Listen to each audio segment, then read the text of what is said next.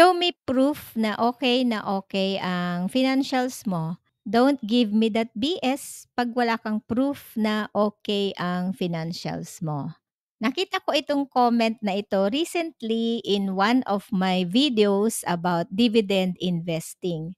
Naisip ko isang example ito ng mindset na nabuo dahil sa social media. Anyway, na-hide ko na ang taong ito sa channel ko, so invisible na siya at siya na lang makakabasa ng mga comments niya. Ganyang mindset na gusto ng proof ay madalas na nagiging epekto ng social media kung saan ang karamihan ay masyadong nakafocus sa validation mula sa ibang tao. Actually, hindi ito first time na may nagtanong sa akin about my financials, so I decided to make a video about it. Bakit nga ba may mga taong gustong makita ang proof ng financial status ng iba? Most likely dahil ito sa flex culture ng social media. Social media has created the flex culture where people think that success means showing off. Dati ang yaman ng tao, makikita mo lang sa lifestyle nila in real life. Pero ngayon sa social media, isang swipe mo lang sa Facebook, TikTok, or Instagram, may makikita kang nag-flex ng kanilang lifestyles, new designer bags, bagong car, pa-travel-travel at mga kinakaing food at kung ano-ano pa. Pero ito ang hindi naisip ng iba. So hindi porket nagfi-flex, ibig sabihin mayaman na talaga. The reality is that not everyone who shows off their wealth online is actually healthy. Those with stable financial status don't usually show it off. Some people think that if you're teaching financial literacy, kailangan mong magpakita ng proof. But my question is, would you only take advice or believe someone dahil pinapakita nila ang kanilang wealth? Instead of asking kung magkano ang net worth na isang tao, it's more important to ask kung may natututunan ka ba sa sinasabi nila. Kung ang taong yun gustong mag-flex kung gaano siya kayaman, ito ang mga dangers of oversharing na dapat malaman. Number one, privacy and security risk. Once you put your financial status out in the open, mas madali kang maging target ng mga scammers.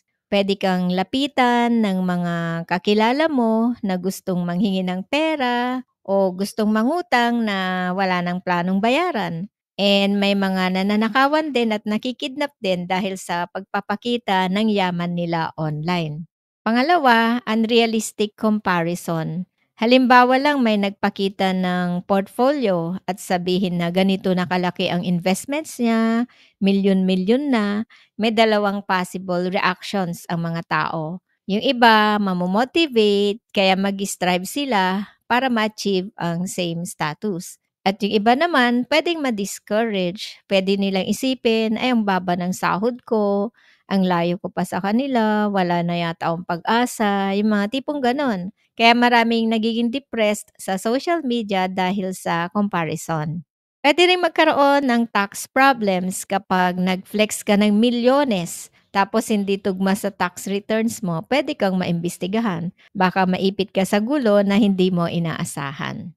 Ngayon, may iba naman na walang problema 'pag nagse-share sila ng financials nila online kasi anonymous sila. Kung walang nakakakilala sa kanila, mas maliit ang risk. Walang makaka-target sa kanila personally at walang makakahingi ng pera o mangungutang sa kanila kasi hindi naman sila kilala, anonymous sila. Pero sa case ko, na-expose ang identity ko bilang content creator. Nakita ako sa mga webinar sa Dragonfly at sa PSE, kaya mas mataas ang risk. Hindi lang sa privacy at security, pati sa expectations ng ibang tao at mga kakilala ko, mas dadami ang mangungutang. Kung anonymous ako, baka pwede ko pang pag-isipan, pero dahil sa may mga nakakakilala sa akin as money-wise engineer, syempre ibang usapan na yan. Instead of showing off wealth, a smarter approach is to quietly build and protect it. This is what we call stealth wealth. Stealth wealth is about having wealth but choosing not to show it off. It's the concept of being financially successful without broadcasting it to the world. Examples ng stealth wealth. Si Warren Buffett, isa siyang legendary investor at isa sa pinakamayamang tao sa mundo. Pero nakatira pa rin siya sa lumang bahay niya mula 1950s. And marami ding mga super rich people and business owners na simple lang namumuhay. Pero hindi natin alam, multi-billionaires pala sila. And I know marami ring mga professionals or OFWs na hindi nagpapahalatang mayaman pero secretly building wealth. They know that building wealth is not about proving something to other people. Bakit mas maganda ang stealth wealth? Unang-una, mas ligtas ka sa mga scammers at fake friends. Mas tahimik at stress-free ang buhay mo. And mas natututo kang mag-focus sa totoong financial growth at hindi sa pag-flex sa social media. At ang pinakamalupit na part, walang expectations mula sa ibang tao. So walang pressure na kailangang magpautang, walang inggit o negative vibes mula sa ibang tao. Ikaw ang totoong may control ng buhay mo. So you don't need to impress anyone with your financial status. Remember, wealth is not about how much you can show off, it's about how much you can build, protect, and enjoy.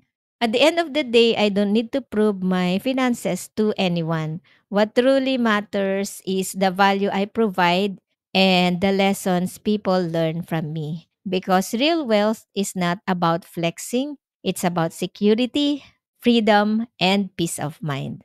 Para sa'yo, okey lang ba magpakita ng financials mo sa social media? Let me know your thoughts in the comment section below.